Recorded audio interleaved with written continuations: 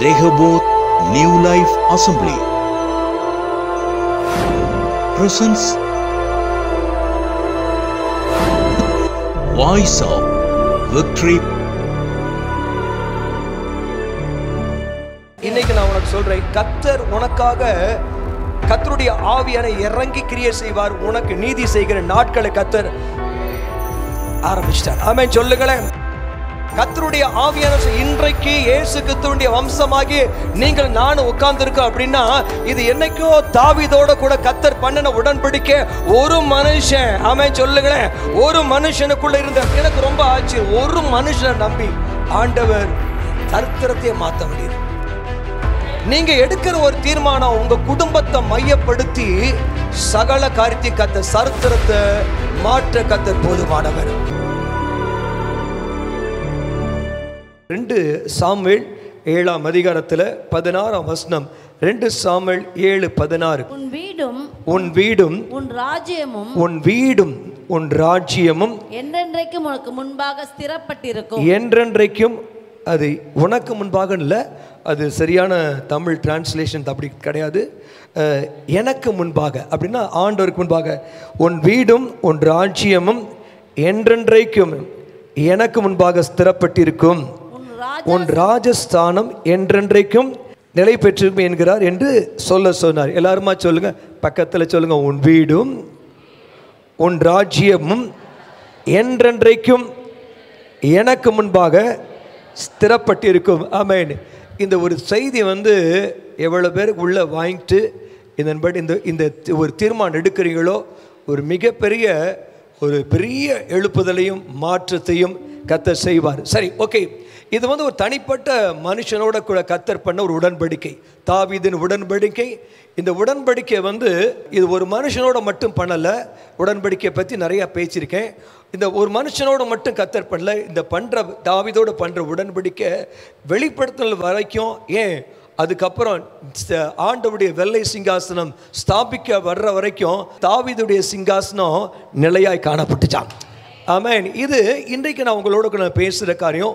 உங்கள் வீடு, உங்கள் குடும்பம் இனி வரக்கூடிய நாட்களில் என்றென்றைக்கும் பேசப்படுகிற ஒரு பொருளாக கர்த்தர் மாற்றப் போகிறார். இனி உன்னுடைய வீடு, உன்னுடைய குடும்பத்தை மையப்படுத்தி தான் கர்த்தர் சகல காரியத்தையும் செய்ய ஆரம்பிக்கிறத ஆவியான வெளிப்படுத்துறதை நான் சொல்ல விரும்புகிறேன். கர்த்தர் நல்லவர். பக்கத்தில் திரும்பி சொல்லுங்க, உன் வீடு உன்னுடைய ராஜ்யம். கர்த்தர் உனக்குன்னு ஒரு நிலையான வீட்டை கட்டுவார். தனிமையானவருக்கு வீடு வாசலை ஏற்படுத்துகிற தேவன். இந்த இடத்துல உட்கார்ந்துருக்கிற அத்தனை பேருக்கும் நீங்கள் எத்தனை பேர் வருவீங்க, யார் வருவீங்கன்னு தெரியாது. பட் தேவ சமூகத்திலேருந்து நான் தேவனுடைய தீர்க்கமான தெளிவான வெளிப்பாட்டை உங்களுக்கு முன்பாக கொண்டு வரேன். எனக்கு நன்றாய் தெரியும், கர்த்தருடைய ஆவியானவர் உன் வீடு, உன் குடும்பம், உன் வாழ்க்கையை மையப்படுத்தி சில காரியங்கள், மாற்றங்கள் ஏற்பட ஆரம்பிக்கும். எத்தனை பேர் இதை அக்செப்ட் பண்ணுறீங்களோ இது உங்களுக்கு நடக்கும் என்று என் ஆவியில் உணர்த்தப்படுறேன். கத்தி விராமன் சொல்லுங்களேன். இந்த வேத வசனத்தை நீங்கள் வாசித்து பார்த்தீங்கன்னா இந்த இடத்துல போடப்பட்டு 2 சாமுவேல் 7ஆம் அதிகாரத்தில் 8ஆம் வசனத்தை நான் வாசிக்கிறேன், கேளுங்க. இப்போதும் நீ என் தாசனாகிய தாவீதை நோக்கி, சேனைகளின் கர்த்தர் சொல்லுகிறது என்னவென்றால், நீ இஸ்ரவேல் என்கிற என் ஜனங்களுக்கு அதிபதியாக இருக்கும்படி, எல்லாருமா சேர்ந்து வாசிங்க. ஆடுகளின் பின்னே நடந்த உன்னை நான் ஆட்டு மந்தையை விட்டு எடுத்து, எல்லாருமா சொல்லுங்க, ஆடுகளின் பின்னே நடந்த உன்னை, ஆடுகளின் பின்னே நடந்த உன்னை ஆட்டு மந்தையை விட்டு எடுத்து. ஹல்லேலூயா. இன்றைக்கு இந்த இடத்துல உட்கார்ந்துருக்கிற எத்தனையோ பேருடைய வாழ்க்கையை நிலைமையை பார்க்கும் பொழுது, தாவீதுடைய லைஃப் ஸ்டார்ட் பண்ண லைஃப் எப்படி ஸ்டார்ட் பண்ணா அப்படின்னு கேட்டிங்கன்னா, அவங்க அப்பா ஒரு பெரிய பணக்காரர். போவாசனுடைய பெரிய ரூத்தினுடைய வாழ்க்கையில் பார்க்குறோம்ல, போவாசனா சொல்லக்கூடிய பெரிய பணக்காரனுடைய அந்த குடும்பத்தில் பிறந்தவர் தான் ஈசாய்.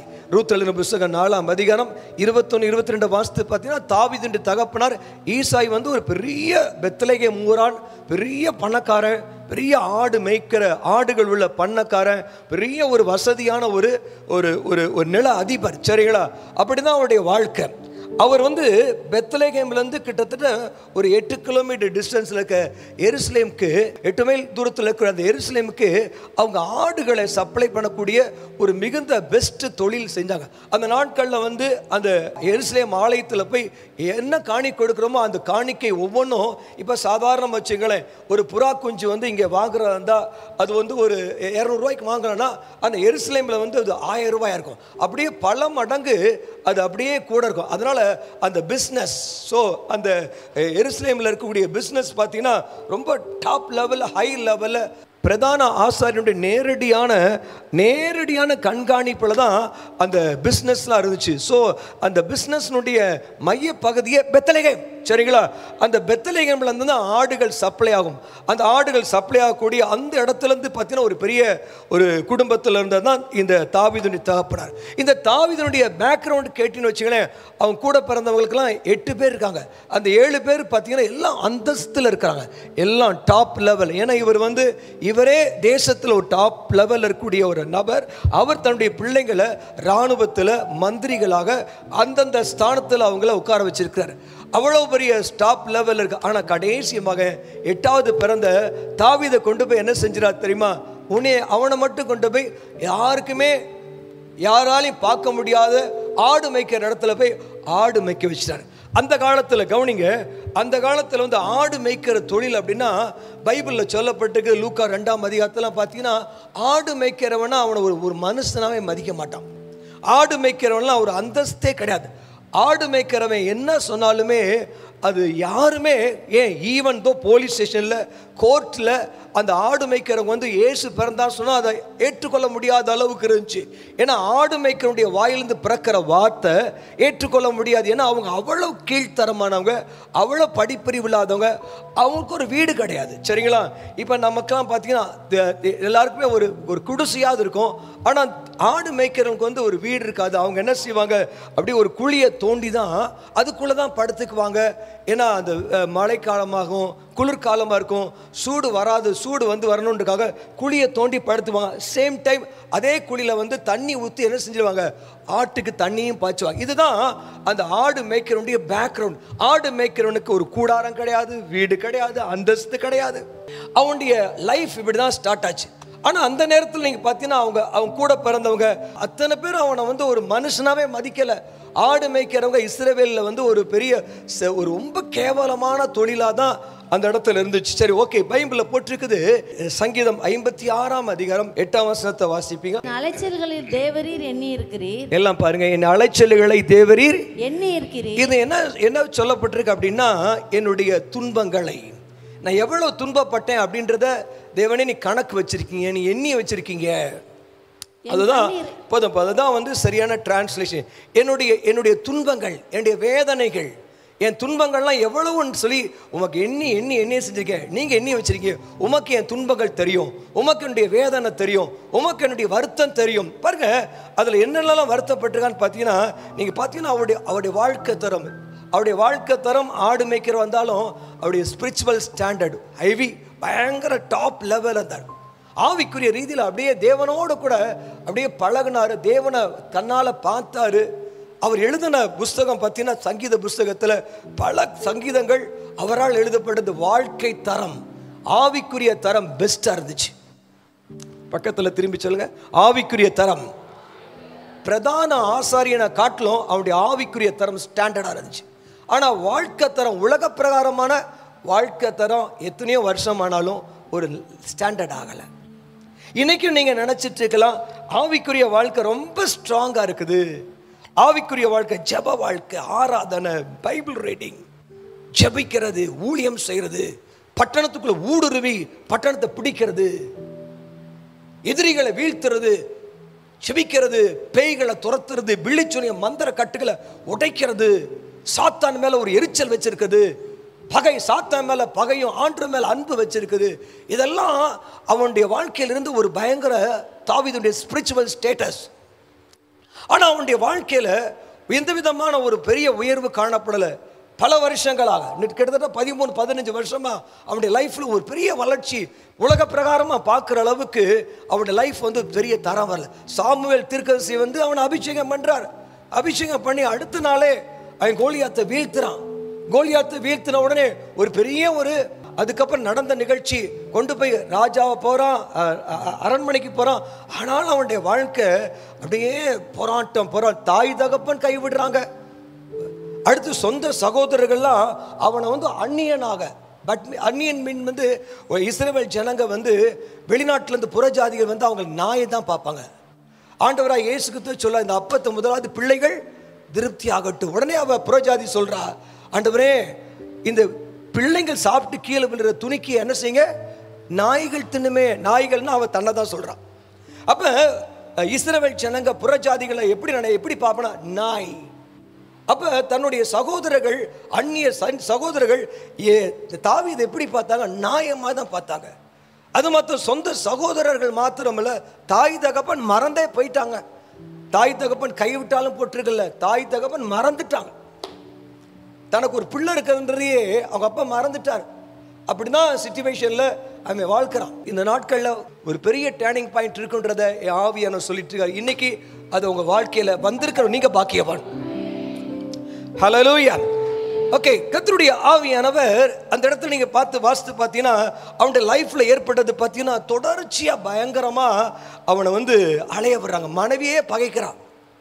இவன் ஆராதனை பண்ணி டான்ஸ் ஆடிட்டு வர ஊரே அவனை மெச்சிக்கொள்ளும்போது மனைவி அவனை அவளை பகைக்கிறான். மனைவி பகைக்கிறான், சகோதரனை பகைக்கிறான், மாமனார் பகைக்கிறாரு, கூட இருந்த எல்லாருமே பகைக்கிறாங்க. அவனை மாதிரி நான் நினைக்கிறேன் பைபிளில் தாவீதை பகைச்சது மாதிரி உலகத்தில் எவனுமே பகையை சம்பாதிச்ச அதிகமான ஒரு மனுஷன் தாவீதான். கூட பிறந்த யோவாப், சித்தவா பையன் நினைக்கிறேன், யோவாப் பகைக்கிறான்.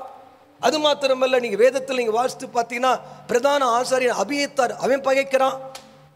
அவனுடைய மூணு பிள்ளை அப்சலோம், அத்தோனியா, அதுக்கப்புறம் 3 பேர் செத்தே போகிறாங்க.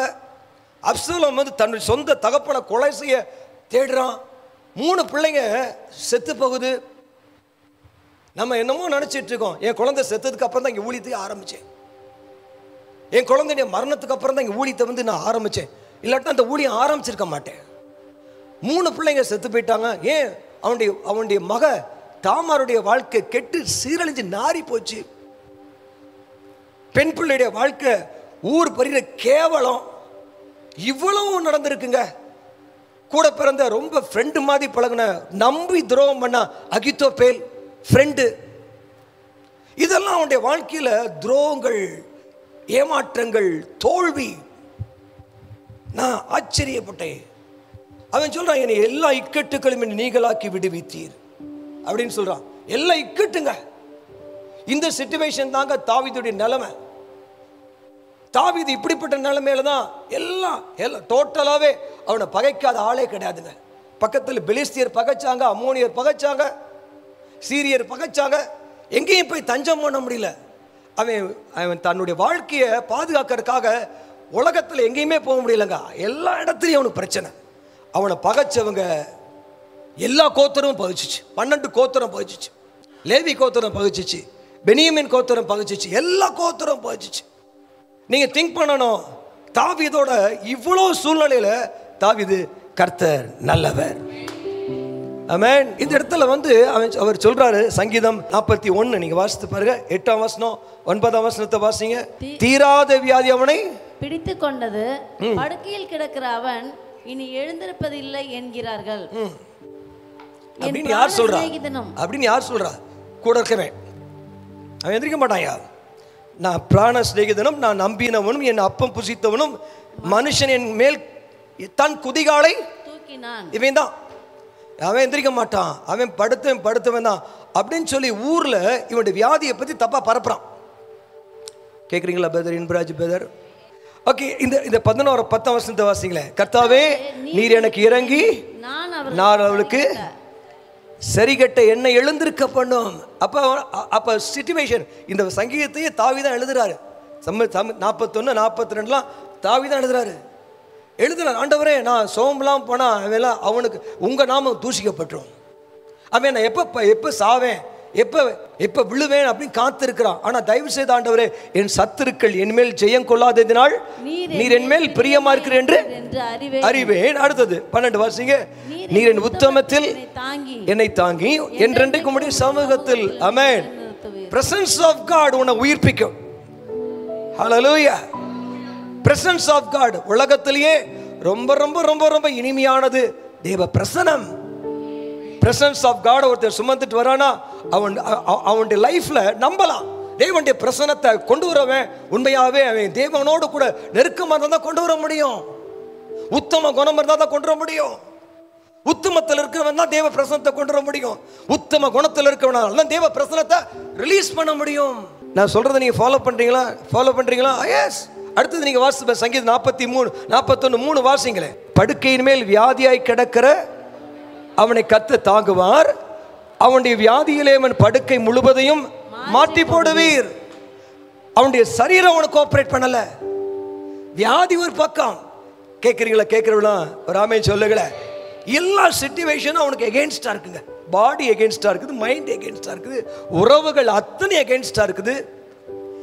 எதிரிகள் பகைத்து இருக்கிறாங்க, துரோகம் பண்றவங்க ஏராளம். ஒருத்தர் ரெண்டு பேர்ல கூட பிறந்த பிள்ளைங்க அப்படி, மனைவி அப்படி, மாமனார் அப்படி, ஃப்ரெண்ட்ஸ் அப்படி, எல்லாம் இதுதான் அவனுடைய லைஃபுடைய இந்த சிச்சுவேஷன் தான். ஆண்டவர் அவன்கிட்ட என்ன சொல்றாரு? எடுத்து வாசிங்க 2 சாமுவேல் 7ஆம் அதிகாரம் 1ஆம் வசனத்தை வாசிங்க. இந்த சிச்சுவேஷன்ல தான் சங்கீதம் 42 எழுதுறாரு. என் ஆத்துமாவே நீ ஏன் கலங்குகிறாய்? சங்கீதம் 41 ஃபுல்லா ட்ராஜடி, சோகம், வேதனை, துன்பம், துக்கம், துரோகம், எதிரிகளுடைய சூழ்ச்சி, இதெல்லாம் 41 42 எழுதுறாரு.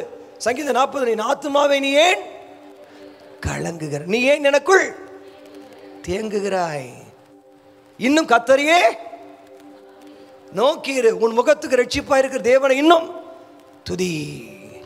இதெல்லாம் சான்ஸே இல்லைங்க. பாருங்க, என் ஆத்துமாவே நீ ஏன் கலங்குகிறாய், நீ ஏன் எனக்குள் தேவனை நோக்கி காத்து அவர் சமூகத்து ரட்சிப்பின் நிமித்தம் நான் இன்னும் அவரை, அதுல 100% என் முகத்துக்கு ரட்சிப்பா இருக்கிறவரைன்னு போட்டிருக்கோம். நான் நினைக்க கடைசி வசனம், கடைசி இல்லை 42 பாருங்க. அந்த வசனத்தை பாருங்க. என் ஆத்துமாவே நீ ஏன் கலங்குகிறாய், ஏன் எனக்குள் தேங்குகிறாய். இதெல்லாம் 41ஆம் சங்கீதத்தில் தொடர்ச்சி எழுதப்பட்டது. நீ ஏன் எனக்குள் தேங்குகிறாய், தேவனை நோக்கி காத்திரு, என் முகத்திற்கு ரட்சிப்பும். ஹல்லேலூயா. உன் முகத்துக்கு ரட்சிப்பு, உன் முகம் பிரகாசமே அவர்தான். உன் முகத்தை பிரகாசமாக்குறவர் அவர்தான். உன் முகத்தை துக்கம் முகத்திலிருந்து உன் முகத்தை மகிழ்ச்சியாய் மாத்துறதே காட்ஸ் பிரசன்ஸ். ஹல்லேலூயா. கத்தி வராமன் சொல்லுமா. 2 சாமுவேல் 7ஆம் அதிகாரம் 1ஆம் வசனத்தை வாசிங்க. கர்த்தர் ராஜாவை சுற்றிலும் இருந்த அவனுடைய எல்லா சத்துருக்களுக்கும் அவனை நீங்களாக்கி இளைப்பாற பண்ணும்போது அவன் தன் வீட்டிலே வாசமாய் இருக்கையில் ராஜா தீர்க்கதரிசியாகிய நாத்தானை நோக்கி, பாரும், கேதுரு மரங்களால் செய்யப்பட்ட வீட்டிலே நான் வாசம் பண்ணும்போது தேவனுடைய பெட்டி திரைகளின் நடுவே வாசமாய் இருக்கிறதே என்றான். கவனிங்க, எல்லாம் கவனிக்கிறோம். ராமன் சொல்லுங்களேன். இது ரொம்ப எனக்கு ஆச்சரியமா இருந்தது. நான் இதை எத்தனையோ தூரம் படிச்சிருக்கேன். ஆனா இன்னைக்கு நான் பார்க்கும்பொழுது தான் அது வேற மாதிரி தெரியுது. கர்த்தர் அவன் பாருங்க, ஆடு மேய்க்கிறவனா அவனுக்கு ஒரு வீடு கிடையாது, கூடாரம் கிடையாது, குடிசை கிடையாது. அவன் குழியை நோண்டி தான் படுத்துக்கணும், ஆடுகளோடு படுத்துக்கணும். இதுல இருந்து தான் அவனை கர்த்தர் எடுக்கிறாரு. எடுத்து அவன் தர எங்க போயிடுச்சு தெரியுமா? கேதுரு மரங்கள். வீட்டுக்குள்ள ஃபுல்லா கட்டில், வீடு ஃபுல்லா சூப்பரா சந்தன வாசனை, அப்படி வீடு பெஸ்ட் வீடு. இவனுடைய லைஃப் ப்ரமோட் ஆயிடுச்சு. தாவீதுனுடைய லைஃப் அப்டேட் ஆயிடுச்சு. டக் டக் டக் டக் மேல வந்துட்டார். ஆனா இந்த ஆணை எங்க தான் தெரியுமா? மோசை போட்ட மாதிரி திரைச்சலைக்குள்ள தான் கிடக்கு. இவனோட லைஃப் குழிக்குள்ள கடந்தவனை கர்த்தர் கொண்டு வந்து மேல டாப்ல கொண்டு வந்து கேதுரு மரத்துல இவங்க லைஃப் சைக்கிள் ஆரம்பிச்சு இன்னைக்கு பயங்கரமா கார் வாங்கி பெருசா லெவல்ல இவ வேற லெவல் ஆயிட்டாரு. ஆனா சர்ச் திரைச்சலைக்குள்ள தான், மோசை போட்ட திரைச்சலை தான். இவர் லைஃப் நல்லா வந்துருச்சுங்க. ஆனா பைபிள்ல ஒரு வசனத்தை நீங்க வாசித்து பாருங்களேன். உபாகமம் 12ஆம் அதிகாரம் 10-11 வாசிங்க. நீங்கள் யோர்தானை கடந்து போய் உங்கள் தேவனாகிய கர்த்தர் உங்களுக்கு சுதந்தரிக்க கொடுக்கும் தேசத்தில் குடியேறும் போதும் சுற்றிலும் இருக்கிற உங்கள் சத்துருக்களை எல்லாம் அவர் விலக்கி உங்களை இளைப்பாற பண்ணுகிறதினால் நீங்கள் சுகமாய் வசித்திருக்கும் பொழுதும், நீங்கள் இளைப்பாற பண்ணும் பொழுது நீங்கள் சுகமாய் வசித்திருக்கும் இதெல்லாம் பாருங்க, உங்களை சத்துருக்களுக்கு நீங்களாக்கி உங்களை இளைப்பார பண்ணும் பொழுது நீங்க சுகமாய் வசித்திருக்கும் போது 11 வாசிங்க. உங்கள் தேவனாகிய கர்த்தர் தமது நாமம் விளங்கும்படி தெரிந்து கொள்ளும் ஒரு இடம் உண்டாயிருக்கும். ஒரு இடம் இருக்கும், ஒரு இடம் இருக்கும். தெளிவா சொல்றேன் கேளுங்க. இவர் எப்ப சொன்னது தெரியுமா? மோசே நாட்கள சொன்னது. மோசே நாட்களே சொல்லிட்டாரு, உன் சத்துருக்களுக்கு நீங்களாக்கி நான் உன்னை இளைப்பார பண்ணி நீ சுகமாய் வாசம் பண்ணும் பொழுது, சுகமாய் வசித்திருக்கும் போது, அப்ப என்ன செய்யணும்? கர்த்தருடைய நாமத்துக்குன்னு ஒரு தெரிந்து கொள்ளக்கூடிய ஒரு இடம் உண்டாயிருக்கும். செய்யன்னு கர்த்தர்ல it is must, that is must. அவ்வளவுதான், அது கட்டளை. போன வெள்ளிக்கிழமை அமாவாசை கூட்டத்தில் பேசுறேன். கர்த்தர் சொல்ல ஆகும், அவர் கட்டளையிட நிற்கும், அவர் கட்டளை. ஆமென். இது கவனிங்க. இந்த வசனத்தை வாசித்து பார்த்தீங்கன்னா, இதுக்கப்புறம் யோசுவா யுத்தம் பண்றாரு. யோசுவா சுத்திலுமா ஜனங்கள் யுத்தத்தில் எதிரிகளை ஜெயிச்சு ஒரு இளைப்பாது இருந்துச்சு. ஆனா அப்ப அவர் நினைக்கல ஒரு ஆலயத்தை கட்டணும். கேட்குறீங்களா? அப்போ அவருக்கு ஒரு எண்ணம் வரல. சே, ஆண்டவரே சொன்னார்ல. என்ன சொன்னார் ஆண்டவர்? என்ன சொன்னார்? நீ உன்னை நான் இளைப்பார பண்ணி நீ சுகமா இருக்கிற சமயத்தில் ஒரு இடம் உண்டாயிருக்கணும் அப்படின்னு கர்த்தர் சொன்னார்ல. அந்த இதை யோசுவா மறந்தே போயிட்டார். யோசுவா நினைக்கல. நியாயாதிபதி நாட்கள்லையும் மறந்துட்டாங்க. பட் சாமுவேல் நாட்களில் கர்த்தர் ஒரு இளைப்பாறுதல் கொடுத்தார். பெலிஸ்தர் எல்லாத்தையும் கர்த்தர் சாமுவேல் நாட்களில் ஒரு பெரிய சமாதானம் வந்துச்சு. சாமுவேல் கூட அவர் வீட்டில் தங்கியிருந்தாரு. ஆனால் அவர் அந்த திரைச்சேலையில் ஆலயம் இருக்குதுன்னு சொல்லி ஒரு நாள் நினைக்கல. அவ்வளோதான், அவரு கூட அந்த எண்ணத்தை கொண்டல. இது தீர்க்க தரிசன புஸ்தகம், இது தீர்க்க தரிசனம். கவனிக்கலாமே? சொல்லுங்க, ஹல்லேலூயா சொல்லுங்களே. இதுதான் ப்ராஃபஸி. இந்த ப்ராஃபஸியை யாருமே கிட்டத்தட்ட தாவீதுக்கு முன்னால் எத்தனையோ ராஜாக்கள், எத்தனையோ தீர்க்கதரிசிகள், எத்தனையோ நியாயாதிபதிகள் எல்லாம் வந்தாங்க. ஒருத்தராகிலும் நினைக்கல நாங்கள் இளைப்பார பண்ணி சுகித்திருக்கும் பொழுது ஒரு இடத்தை உண்டாக்கணும். தாவீது நினைக்கிறார் பாருங்க. சங்கீதம் 132 1ஆம் வசனத்தை வாசி, குயிக்கா வாசி. கர்த்தாவே, தாவீதையும் அவருடைய சகல உபத்திரவத்தையும் நினைத்தருளும். அவன் நான் கர்த்தருக்கு ஒரு இடத்தை உண்டு பண்ற வரைக்கும் நான் என்ன செய்ய மாட்டேன்? என் பெட்ல படுக்க மாட்டேன். அப்படிதான். என் வீடாகி கூட்டாரத்தில் பிரவேசிப்பதும் இல்லை, என் படுக்கையாக கட்டிலின் மேல் ஏறுவது. இவன் ஒரு தீர்மானம் பண்ணிட்டாங்க. கவனிங்க, எல்லாம் கவனிங்க, கவனிங்க, கவனிங்க. தீர்மானம் பண்ணிட்டு அன்னைக்கு நைட்டு என்ன பண்ணிட்டாரு? அன்னைக்கு நைட்டே அவர் டிசிஷன் எடுத்துட்டு அவருக்கு காரியத்தில் உடனே இமிடியட்டா நான் கட்டாயமா தேவனுக்கு ஏதாவது செய்யணும். நான் படுத்துருக்க வீடு சூப்பரா இருக்கு, நல்ல ஏசியில் இருக்கிறேன், பெஸ்ட் வீட்டில் இருக்கிறேன், பெஸ்ட் கார் இருக்குது. பட் சர்ச் ஊழியம் ஆண்டவர் பயங்கரமான திட்டம் வச்சிருக்கிறாரு. அப்ப பாருங்களேன், பைபிளில் பார்த்தீங்கன்னு வச்சுங்களேன், அங்க எடுத்து நீங்க வாசித்து பார்த்தீங்கன்னா, அந்த இடத்துல நீங்க வாசித்து பார்த்தீங்கன்னா ஒரு அழகா போட்டிருக்கோம். ஏசியா 9ஆம் அதிகாரம் 7ஆம் வசனத்தை வாசி. தாவீதின் சிங்காசனத்தையும், இது ஆண்டவர் எத்தனையோ வருஷத்துக்கு அப்புறம் சொல்ல, தாவீதின் சிங்காசனத்தையும் அவனுடைய ராஜ்யத்தையும் அவர் திடப்படுத்தி அதை இது முதற்கொண்டு என்றென்றைக்கும் நியாயத்தினாலும் நீதியினாலும் நிலைப்படுத்தும்படி. இன்னைக்கு நான் உனக்கு சொல்றேன், கர்த்தர் உனக்காக கர்த்தருடைய ஆவியான இறங்கி கிரியை செய்வார். உனக்கு நீதி செய்கிற நாட்களை கர்த்தர் ஆரம்பிச்சிட்டார். ஆமென் சொல்லுங்களேன். கத்திதான் ஒரு ஆமென் சொல்லுங்களேன். இப்போ இவருடைய என்ன எல்லாம் கவனிங்க. இவருடைய என்ன தெரியுமா? இவர் லைஃப்ல நான் நினைக்கிறேன், நான் ரொம்ப யோபுடைய லைஃப்ல ஏற்பட்ட மாதிரி ஒரு உபத்திரம், யோபுக்கு மேல உபத்திரம் இருக்குன்னு நினைக்கிறேன். அவ்வளவு சங்கடப்பட்டிருக்காரு. ஒருத்தன் கூட அவருக்கு சாதகமா இல்லைங்க. ஒருத்தன் கூட, குடும்பத்தார் எல்லாருமே சாதகம் அல்ல. அப்படிப்பட்ட ஒரு நேரத்துல தான் அவ்வளோ அலைஞ்சு இளைப்பாறுதல் இல்லாமல் இருக்கும்போது கர்த்தர் அவருக்கு இளைப்பாறுதலை கொடுத்தார். ஆமென். இளைப்பாறுதலை கொடுத்தோன்னு தான் யோசிக்கிறாரு, இல்லை நான் தேவனுடைய சிங்காசனத்தை, தேவனுடைய ஊழியத்தை நான் நல்லா செய்யணும். இந்த இடத்துல வந்திருக்கிற எத்தனையோ பேர் உங்க நிலைமையை யோசித்து பாருங்க. இன்னைக்கு எப்படி இருக்கிற நிலைமையை பாருங்க. அன்னைக்கு அவன் தாவீது யோசித்தான். என்ன யோசித்தான்னா, இல்லை நான் என்ன செய்ய போறேன்? ஆண்டவருக்கு ஒரு ஆலயத்தை கட்டணும். ஹல்லேலூயா. உடனே கர்த்தர் அவனோட உடன்படிக்கை பண்றார். நான் உனக்கு என்ன செய்வேன்? உனக்கு நிலையான வீட்டை கட்டுவேன். ஆமென். உனக்கு என்றென்றைக்கும். ஆமென். அப்படின்னா ஆண்டவராய் இயேசு தான் உன் கூட. இயேசு தாவீதின் குமாரன், இயேசு மேசியா. நானே உன் வீட்டில் பிறப்பேன், உன் வீட்டில் பிறந்து நானே என்ன செய்வேன், திரும்பி வந்து நான் வந்து ராஜ்யத்தில் இறந்து என்ன செய்வேன், நான் அரசாட்சிப்படுவேன். கர்த்தருடைய ஆவியான இன்றைக்கு இயேசு கிறிஸ்துவினுடைய வம்சமாகி நீங்கள் நானும் உட்கார்ந்துருக்கோம் அப்படின்னா இது என்னைக்கோ தாவீதோட கூட கர்த்தர் பண்ணின உடன்படிக்கை. ஒரு மனுஷன், ஆமென் சொல்லுங்களேன், ஒரு மனுஷனுக்குள்ள இருந்த, எனக்கு ரொம்ப ஆச்சரியம், ஒரு மனுஷனை நம்பி ஆண்டவர் சரித்திரத்தையே மாற்ற முடியுது. சரித்திரத்தை, உலகத்தையே மாற்ற முடியுதுங்க. ஏன் உலகத்தை, ஆமென், இரண்டாம் வருகை, நியாய தீர்ப்பு, இதையே மாற்ற முடியுது.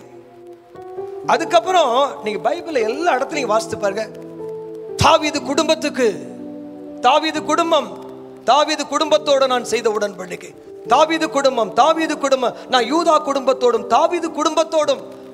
கவனிக்கிறோம், ஆமென் சொல்லுங்களேன், சத்தமா ஆமென் சொல்லுங்களேன், புரிஞ்சவங்கள வெடிக்கிற மாதிரி ஆமென் சொல்லுங்களேன். இவன் செஞ்ச ஒரு காரியம் என்ன, இவன் வந்து யாருமே செய்யாத ஒன்றை, மோசே நாட்கள்லேருந்து சாமுவேல் நாட்கள்லேருந்து யாருமே செய்யாத, சவுல் நாள் வரைக்கும் யாருமே செய்யாத ஒன்றை இவர் யோசிக்கிறார். ஏய், நான் இளை பாரிட்டேன், இப்போ எனக்கு ஒரு ஆலயத்தை கட்டணும். இதுதான் அவர் எடுத்த ஒரு தீர்மானம். ஆமென் சொல்லுங்களேன். அவர் எடுத்த தீர்மானமே அதுதாங்க. கவனிக்கிறீங்களா? அவர் ஆமென் சொல்லுங்களேன். அவர் எடுத்த தீர்மானமே அதுதாங்க. இப்போ ஆண்டவர் அவன்கிட்ட பார்க்குறாரு, அவனோட கூட கர்த்தருடைய ஆண்டவர் அவனோட உடன்படிக்கை பண்ணுறாரு. அது உடன்படிக்கை என்ன தெரியுமா? உன் குடும்பம் தான், உன் குடும்பத்தை மையப்படுத்தி தான் அதுக்கப்புறம் வரக்கூடிய எல்லா தீர்க்கதரிசனமே தாவீது குடும்பம், தாவீது குடும்பம், தாவீது குடும்பம். மத்தேயு, மார்க்கு, யோவான்ல அதுக்கப்புறம் வெளிப்படுத்தல் வரைக்கும் தாவீது குடும்பத்தை மையப்படுத்தியே தீர்க்க தரிசனங்கள் அமைஞ்சிச்சுங்க. புரிஞ்சவங்களா ஆமென் சொல்லுங்க, சத்தமா ஆமென் சொல்லுங்களேன். ஒரு மனுஷன் எடுத்த ஒரு தீர்மானம், ஹல்லேலூயா, நல்லா வெடிக்கிற மாதிரி ஒரு ஆமென் சொல்லுங்களேன். நீங்க எடுக்கிற ஒரு தீர்மானம் உங்க குடும்பத்தை மையப்படுத்தி சகல காரியத்தையும் கர்த்தர், சரித்திரத்தை மாற்ற கர்த்தர் போதுமானவர்.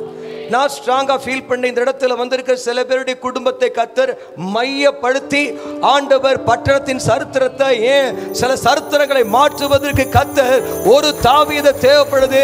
அந்த தாவீதுடைய வம்சம், ஆமென் சொல்லுங்களேன், அவன் குடும்பத்தை குடும்பத்தை குடும்பத்தை மையப்படுத்தி தீர்க்க தரிசனங்கள் வெளிப்படுத்தல் வரைக்கும் வந்துருச்சுங்க. ஆமென் சொல்லுங்களேன், ஹல்லேலூயா. கவனிங்க. அப்ப இன்னைக்கு பார்க்குறோம், அவன் என்ன செய்கிறார் பார்த்தீங்கன்னா, அது மாதிரி அதோட நிற்கலை. ஆண்டவர் சொல்றார், இல்லை இல்லை, நான் உனக்கு வீட்டை கட்டுவேன். இந்த இடத்துல இருக்கக்கூடிய அத்தனை பேருக்கும் நான் உனக்கு வீட்டை கட்டுவேன், நான் உனக்கு வீட்டை கட்டுவேன். அந்த வீடு நிலையா இருக்கும், அது என்றென்றைக்கு இருக்கும். ஓ, ராஜஸ்தானம் என்றென்றைக்கு நிலைப்படுத்தப்பட்டிருக்கும், எனக்கு முன்பாக இருக்கும். ஹல்லேலூயா. புரிஞ்சவங்கள ஆமென் சொல்லுங்க. ஓகே, கவனிங்க கவனிங்க கவனிங்க. இப்போ என்ன சொல்ல போறேன்னு புரிந்து கொள்ளுங்க. இப்போ தாவீது என்ன செய்கிறாரு, அவர் எடுத்த ஒரு பொருத்தனை, அவர் எடுத்த உடன்படிக்கை, அவரோட கூட கர்த்தர் உடன்படிக்கை பண்ணுறார். உடன்படிக்கை பண்ண உடனே அந்த உடன்படிக்கை வந்து இப்போ நான் சொல்கிறத அப்படியே ஏற்றுக்கொள்ளும். சாஸ்திரிகளாக இருக்கட்டும், எவனோ பெரிய கொம்பனாக இருக்கட்டும், என்ன இருந்தாலும் சரி, நீ ஆடு மேய்க்கிறவன் தான் கூட உன் லைஃப்பை பற்றி பிரச்சனை இல்லை. நீ ஆண்டரோட நீ எப்படி இருக்கிற? பாஸ்டர், நான் 15-20 வருஷமாக நான் இப்படியே என் லைஃப், ஆவிக்குரிய வாழ்க்கை, பரிசுத்தம், ஜெபம், இப்படி தான் வாழ்ந்துட்டேன். இன்னைக்கு உன் சரித்திரம் மாறுது. கர்த்தர் உன் சரித்திரத்தை, உன் குடும்பத்தினுடைய காரியங்களை கர்த்தருடைய ஆவியானவர் ஸ்ட்ராங்கா மாத்துறாரு. இழப்புகள் அதிகமா இருக்கலாம், எதிர்ப்புகள் அதிகமா இருக்கலாம், போராட்டங்கள் அதிகமாக. This is your time. உன் சரித்திரத்தை மாற்றி எழுதுகிற நேரம் இது.